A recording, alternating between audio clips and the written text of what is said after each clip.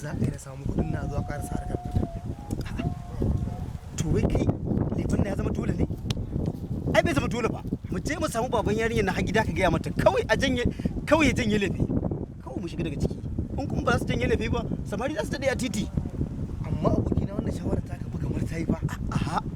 Ai magana ɗaya ce iyaye su haƙura da lefe.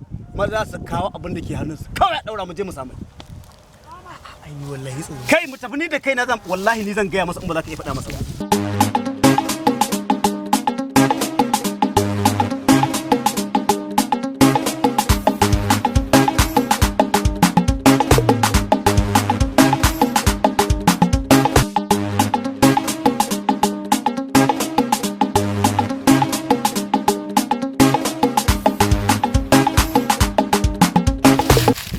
Allah ya sa damuna ta kawo kai. Assalamu alaikum.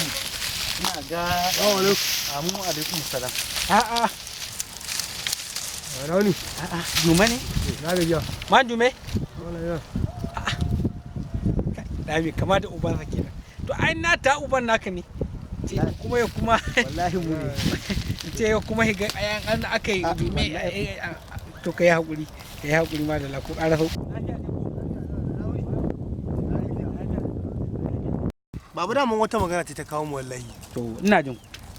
Akan maganar auren nan ne shine muka zo maka akan maganar cewa mun yanke shawara a yi haƙuri a yanke laifi. Abin al'ada za a soke saboda kai yaran zamani baka da mutunci kenan. Ni za ka zo ka tsaba ido na ka ce wai a soke laifi. To amma hakan ma kun yi tunani. To ya kai kuma mahaifin naka yace ka zo ga haƙƙoya. A'a ba shi bane ba kawai abokina ne muka yanke shawarar da shi da su. Kai ne ka ba shawara kai duru da kai haka? Shi ne aka zo aka same ni. To wannan yakin kai ya yi tunani kuwa. To kaga yadda za a yi.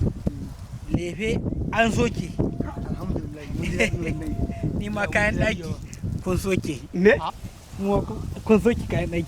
A'a ba bai ba za a yi. Lefen ne dai muka ce a cire. A alƙuran haka za a yi. Gaskiya baba kuma ba a yi kawai dai muri kawai. Wallahi ba za ka kayan ɗaki ba. Tan tagariyar ta za ka kama ba ita kake so ba ko kayan ɗaki kake so.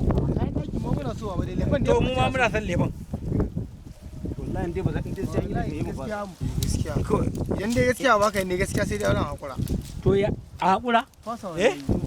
To a fasa mana dan buhun ubanka. Ba to kai kake ruwa kake fada a fasa. To a fasa.